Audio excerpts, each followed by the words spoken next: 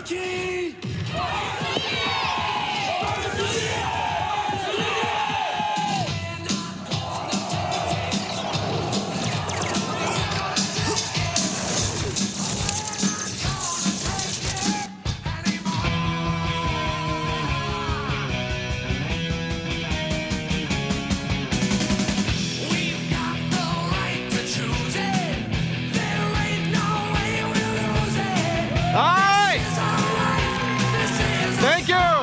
Thank you. Welcome to day 2 of Identiverse, and welcome back to the Oasis. My name is John Pritchard, and I have a very fun talk planned for you today. It's a combination of a little gaming references, some research on AI, and a little bit of a perspective on the future of identity security. Now, if your first reaction is, John, gaming, it's not really my thing, you may be a little surprised to learn about how much gaming has become kind of a cornerstone of our pop culture today. So if I just look at this last year, Fallout, widely successful TV series on Apple TV, Arcane, Season 2 attracts millions of viewers on Netflix, and most recently, The Last of Us, setting new standards in storytelling for all of us Pedro fans. All of these were originally games.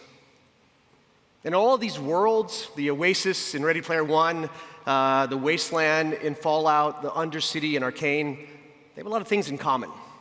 They're messy, they're unpredictable, and in almost all cases, survival comes down to teamwork. In that final fight scene we just saw from Ready Player One, we see this play out. They're fighting on a digital battlefield against a faceless enemy. Their teammates, some of which they know and trust, some of which they just met. And everyone seems to be using gear they found laying in front of them. Now let me ask you, does that sound just a little familiar? This is my hot take of identity security in 2025. We too are fighting on a digital battlefield. Our enemy is largely invisible. We're sometimes using legacy tech. And our teammates, some of which are very seasoned, some are a little new, and there's a bunch of randos that just showed up that are AI-powered. You see, for Wade Watts and his team, victory wasn't achieved because they had the newest gear or even the most intelligent NPCs. They won because they were coordinated. They used a combination of old-school tactics, some new tech, but a lot of improvisation. And in my mind, this is the next major step for us in identity security. It's not about building the AI super soldier. It's about getting humans and AI to work together. It's what I call multiplayer. Because any gamer will tell you that soloing will get you through the tutorials, but it will not get you through the boss level. And yet, as I look at cybersecurity today, to some degree, I might argue this is a little bit of where we are. Now, I'm not saying you're all solo operators with your individual tools, but I might argue that we are very much contained within our individual teams. Access management, IGA, PAM, the SOC, your directory team. We're so busy with our tactical backlogs that there's not a lot of time to coordinate. It's like being in a multiplayer game where your teammates are so focused on their individual fight that you guys forget to talk, and before you know it, your base is being overrun. Let me give you a great real-world example. So in 2023, just a few years ago, CISA is conducting a red team assessment as part of their Silent Shield operations. Now, for those of you that maybe aren't familiar with this, a red team assessment is sort of a non-destructive simulated cyber attack. The whole purpose is sort of assess your security posture. And in this test, they are conducting a nation-state attack simulated on another federal agency. So they start by finding an unpatched web server. They use an exploit to make their way into the Solaris enclave and eventually into the Windows domain of this organization. Now, here's a really interesting part of this story. The IT team, which was responsible for the Solaris enclave in this organization, does notice some unusual behavior, and they start investigating. But the SOC, which is responsible for the Windows domain in this organization, is unaware. Days turn into weeks, By the time CISA reveals itself, they've been there for months. And even in the debrief, when CISA is making a set of recommendations on what needs to change, they still ran into bureaucratic headwinds. Simple things like, how do we share logs? Now, in my mind, this isn't just a process failure. I think it's an example of the solo quest myth in action. Because our threats today are going to behave exactly the same way. And I think this is the real opportunity for us in AI. It's not about creating some autonomous super agent that can do anything and everything.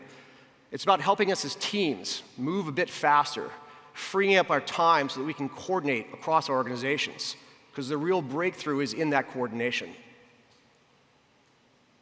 Gartner's most recent research supports this observation.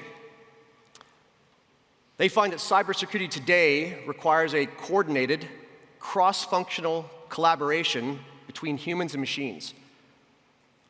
They are seeing that organizations adopting AI today are mostly using it for tactical task automation to speed up their organizations and free some time. By 2027, they predict that 90% of all the cybersecurity implementations will be about augmenting and not replacing human teams.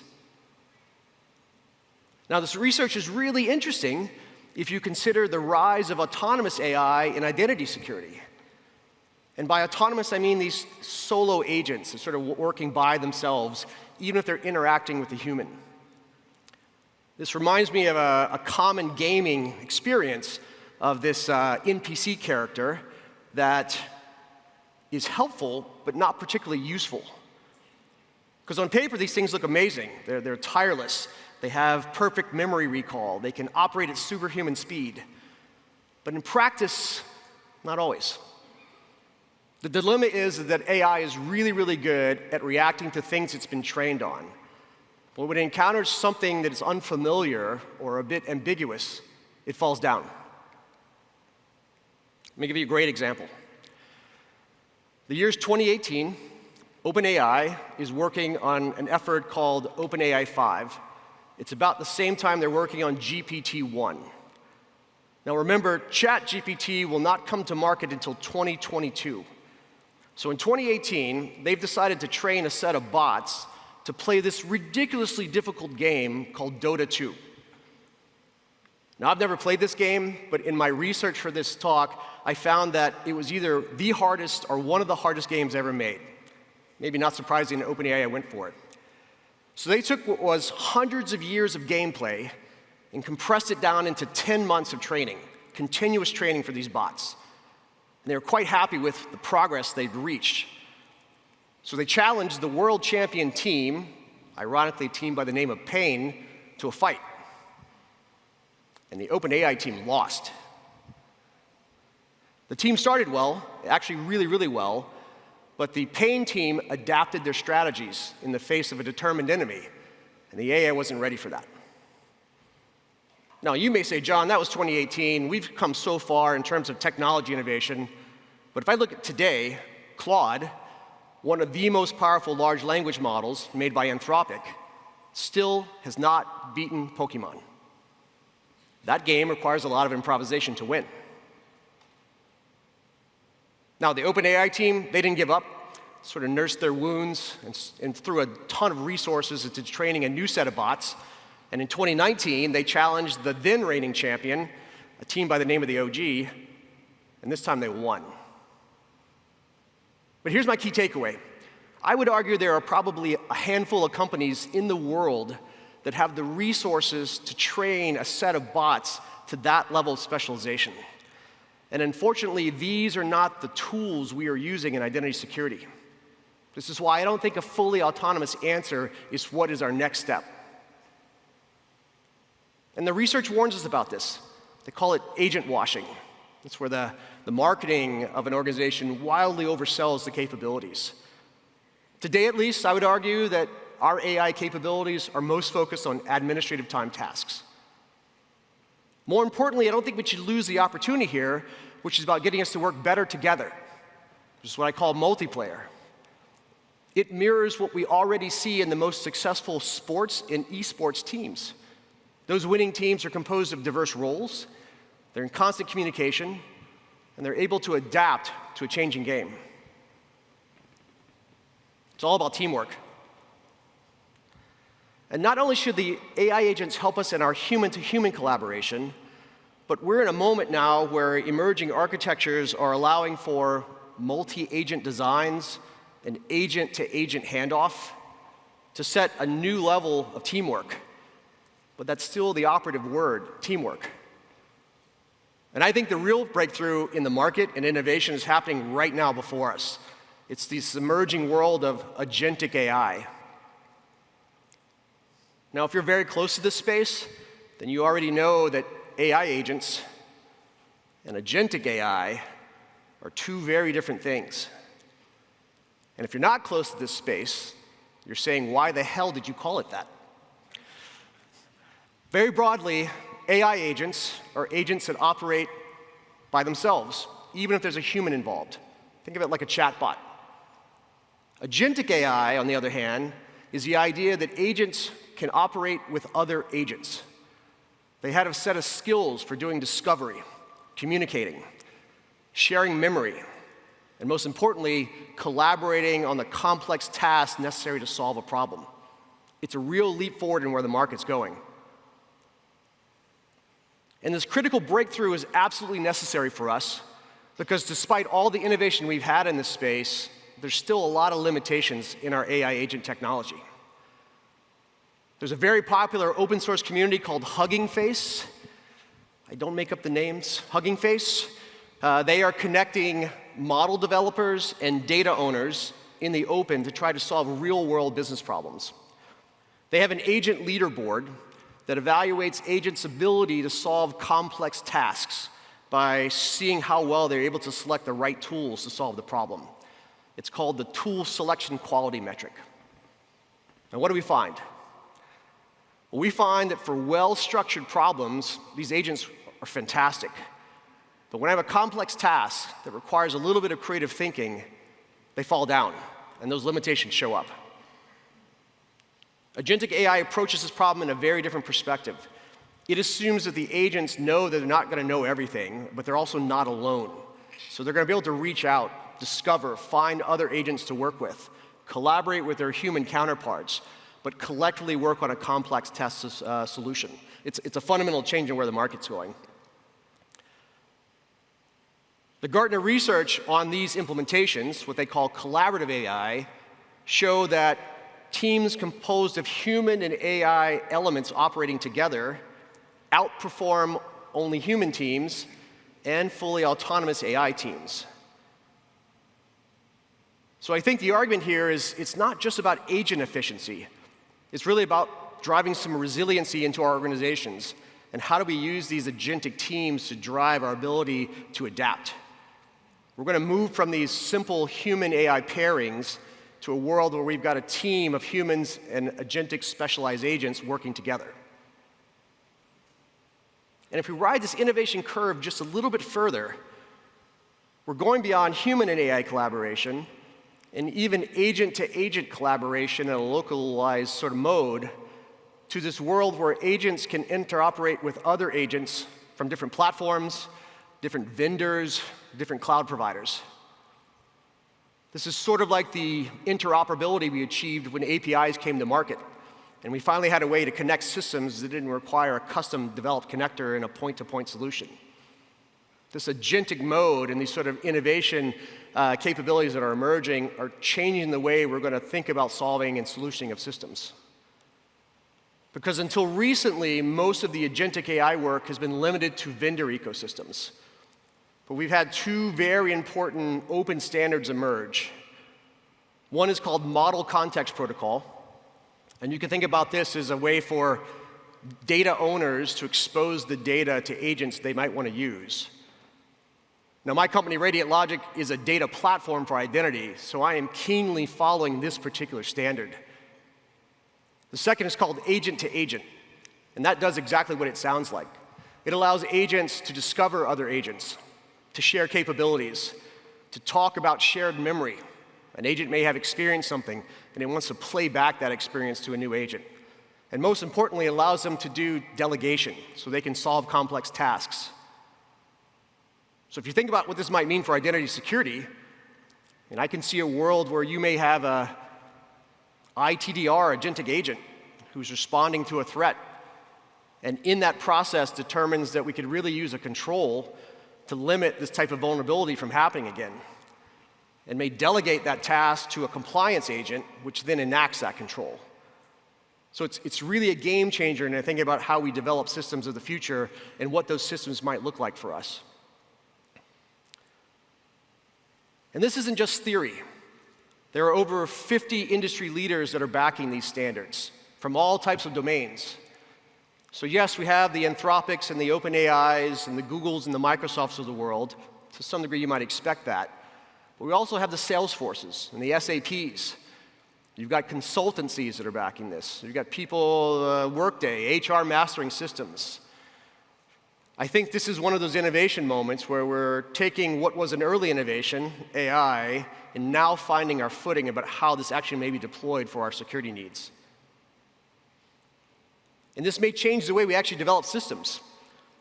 I can see where our vendor systems are no longer us developing a logic for solving a particular task, as much as specializing an agent that is trained in a certain domain.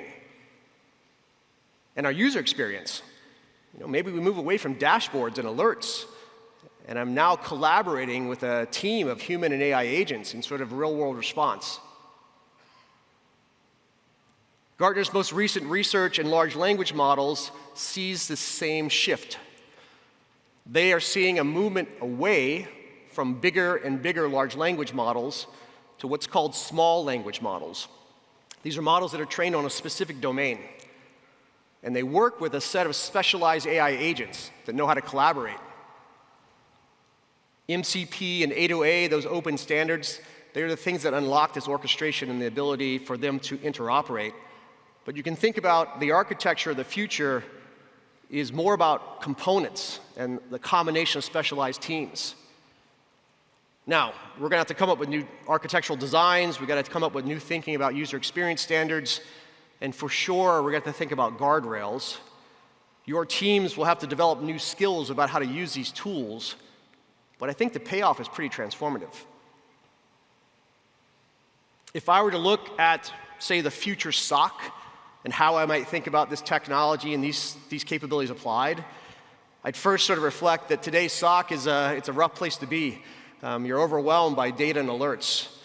And every SOC leader that I talk to says two things: I don't need another alerting tool, and I have to make sure that humans are in the loop for all key decisions. But what if our SOC of the future was sort of looked at like drafting a team? Like, what if I took my fastest players, these specialized AI agents, and I put them on the front? They're really good at watching all these alerts, sort of finding the signal from the noise, correlating that data. And what if I took my most experienced players, my humans, and I put them in a place where they can really excel, doing the deep investigation, thinking about the creative problem solving? In my mind, the future SOC isn't fully automated and definitely not fully autonomous, but I might argue that it's fully orchestrated. The team's going to look a little different. Specialized agents and humans working together. Humans are absolutely still in the loop. But I might argue this is what a true multiplayer system of the future is going to look like. How about we make this real in our own organizations? So the first thing I would ask you if you're playing a game is, what's your strategy to defend your base? And you may say, well, I need to take a look at that. What is the terrain that I'm trying to defend? And you might argue that, well, you all have the same mission, which is sort of reducing your attack surface. But every one of you is composed of a different combination of accounts, human and non-human identities, applications, entitlements, permissions. You may have legacy applications, you may have custom applications, hybrid environments, maybe geographically deployed. And it's going to look a little different for each one of your organizations. That's why I think the way you develop a defense plan, like how you defend your base, is going to be slightly different for each one of you. It's why you don't copy the playbook. And just like a game, you would say, I have to determine what my vulnerabilities are and my risks, and then I'll select the team that I'm going to use to defend that, and then the strategy to make that work. And unfortunately, your terrain is not very friendly. Some days you must think your own company is out to kill you. 2024 study from Carnegie Mellon found that for most enterprises, they have 50 to 70% more privileged accounts than they actually need. I sometimes equate this to like having teenagers in the house just when you clean something up. And you've all got your organizational teenagers you're trying to deal with, constantly producing some chaos behind the scenes. Things like over-permissive accounts, leaving orphan credentials hanging around, contributing to your identity sprawl that you're constantly trying to manage. All of this creates a weakened identity security posture. It's like leaving hidden enemy spawn points on your game board. Like, I just got this cleaned up, and where did these guys come from? That's why I would argue that defending and securing your identity landscape cannot be a solo mission. The threat is evolving too quickly, your terrain is too dynamic, you need all of the teams you have deployed, but they've got to be able to interoperate. No single tool, and definitely no single super soldier is going to solve that for you. But our teams are going to change. It's not just a human team with a set of technologies they're using, even if some of that technology is an autonomous agent. It's really about these specialized agents that are trained in certain areas that can coordinate and collaborate amongst themselves and you as well. All right, let's have a little fun. Let's build out our own Agentic AI squad. So what do we know? Well, firstly, we know we're going to need a team. No single superhero is going to solve it for us. We know that our team has to be configured with skills that are specialized for the terrain I'm trying to defend. Each of your bases is different. That team may look a little bit different. And therefore, we know we're going to need a balanced team of specialized skills to make that successful. So in gaming, you might refer to this as the loadout. The loadout for you non-gamers is where you go in and you select the characters that you want to play with. And each of these characters has got a different combination of abilities. How much damage they can take, how much damage they can give, how fast do they move, what kind of special skills do they have. And there's always a little bit of trade-offs as you make these selections, because with those skills comes some vulnerabilities. Perhaps they're a little bit weak, or perhaps they're a little bit slow. Not surprisingly, I think this is exactly how we plan our defenses today as we select our tools and the team to use them. So here's how I might select my Agentic AI squad. My first choice is ISPM, the tank. This is my frontline defender. This agent specializes in posture management, scanning for misconfigurations, looking for overprivileged accounts, orphan credentials. These digital tanks sort of patch these vulnerabilities in my environment, enforce the idea of least privilege or whatever other controls I may need for my organization. Their strength is in fortifying the perimeter. That's why we call it reducing the attack surface. My second player, ITDR, my damage dealer. In gaming lingo, we call this DPS, or damage per second. These are your offensive specialists. These agentic ITR agents hunt for real-time threats. They're looking for suspicious activity, privilege escalations, and they respond to incidents as they unfold. And just like a DPS team and an elite gaming group, these things are built for speed. You could think about DPS as the DR in ITDR. They are detect and respond. They identify the threat and they neutralize it. My next player would probably be the scout. Arguably maybe the unsung hero of my team. The scout is my eyes and ears, constantly on the move, mapping out my entire landscape, and more importantly, watching for when things might change. This is the specialization of observability. It's about the continuous real-time monitoring of my threat landscape, my environment, looking for not only new things that may have come on, but things that I have already secured or remediated that might have changed. I might argue that this is a foundational piece to my resilience strategy because I can't protect what I can't see. And I think you see where this is going. We're sort of in this full multiplayer mode. I built out a team of specialized defense for my particular environment. I've studied my terrain, my base. I've selected my characters based on the skills that I need, just like you would select a team in your favorite game. And in our space, there's going to be no single role, no single team that's going to solve that. The landscape is too complex. Threats are evolving too quickly. That's why you build for specialization. So I put all of this into motion, how I might field my team, starts with my scout. You can imagine this is sort of lifting the fog of war in my particular terrain, mapping out my accounts, building that prioritized list of things I have to deal with, ordered maybe by risk, informing my ISPM tank of what he or she is going to have to solve for. And then my ISPM agent moving through those remediations, enforcing that concept of least privilege. The scout and the tank reduce the attack surface, which allows my offensive player, my ITDR agent, to focus. You see how this comes together, right? And this isn't just a game of bots. I think the key takeaway here is we have humans absolutely in the loop, adjusting strategy, looking for that emerging unconventional threat that we might face. But it's not a solo quest. It's a coordinated multiplayer action. But I might argue the teams have just changed a little bit. So as I wrap up, I hope my message is very clear. Solo play isn't enough. The threats we face are too complex. They're too fast-moving. Our terrain is ever-changing. So no one team, no one super agent is going to be able to solve that. True resilience is going to come from something we've known for a long time. It's about teamwork.